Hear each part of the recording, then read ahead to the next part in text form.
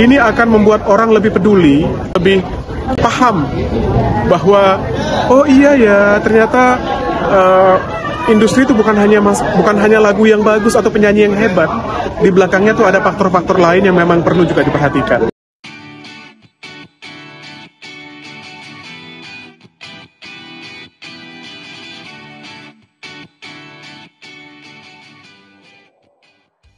Dulu Agnes Monica digugat, bawain lagu orang. Sekarang mungkin relasi dekatmu nih, mohon maaf, Dede Lesti. Gimana tanggapanmu?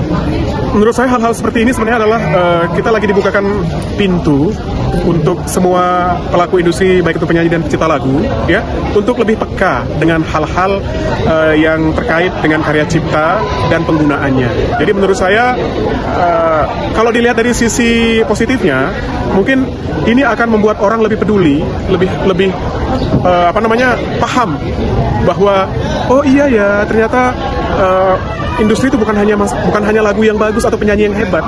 Di belakangnya tuh ada faktor-faktor lain yang memang perlu juga diperhatikan. Berarti sosok pembuat lagu itu memang apa ya, nggak bisa dikesampingkan lah ya? Penting sekali. Jadi menurut saya pencipta lagu, penyanyi, dan musisi berikut dengan instrumen-instrumen lain termasuk media, itu adalah hal yang memang harus kita jagain.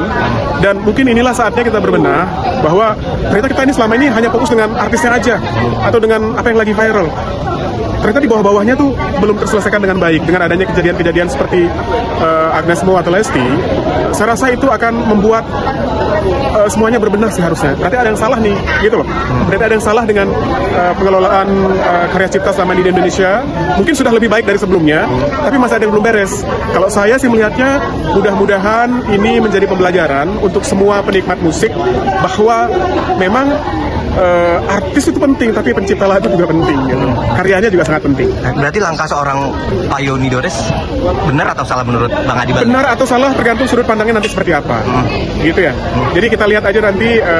Menurut saya, kalaupun memang misalnya Lesti itu merasa tidak melakukan, ya tidak perlu harus khawatir juga. Dan kalau untuk fans, saya rasa biarkanlah ini menjadi pembelajaran, jangan lantas langsung main hujat-hujat aja. Ya. Mas sebagai seorang pencipta lagu juga, pernah nggak sih Mas juga menggugat gitu kalau merasa geram kalau nggak lagunya nggak dibawain tanpa izin? Oh, saya pikir sih semua proses ya, karena di Indonesia ini kan semuanya masih memang belum rapi kalau terkait dengan hak cipta, karya cipta. Kalau saya memilih untuk persuasif, memberikan pembelajaran kepada semua pihak yang memang terkait dengan karya-karya saya.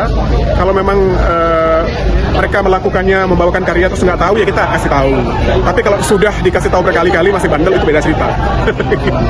Harapanmu apa Mas, terakhir harapanmu apa Mas di tengah konfliknya royalti ini, harapanmu sebagai pencipta lagu juga, melahirkan banyak penyanyi juga, apa nih menurut? Saya rasa mungkin dengan adanya konflik ini berarti memang ada yang belum selesai terkait dengan kebijakan industri, terkait dengan ekosistem dan lain-lain. Harapan saya mudah-mudahan dengan adanya kejadian-kejadian seperti ini membuat kita jadi belajar untuk lebih saling menghormati, untuk lebih berhati-hati, dan sadar bahwa setiap karya itu ada pemiliknya. Nah, gitu. Jadi ayo kita saling menjaga. Kalau memang misalnya respect itu ditambah sih, ya. Rasa respect terhadap sesama pelaku industri itu antara seniman dengan penyanyi dengan pencipta lagu dengan pemusik dengan instrumen lain seperti media dan lain-lain, itu ayo kita benahi lagi ke arah yang lebih baik.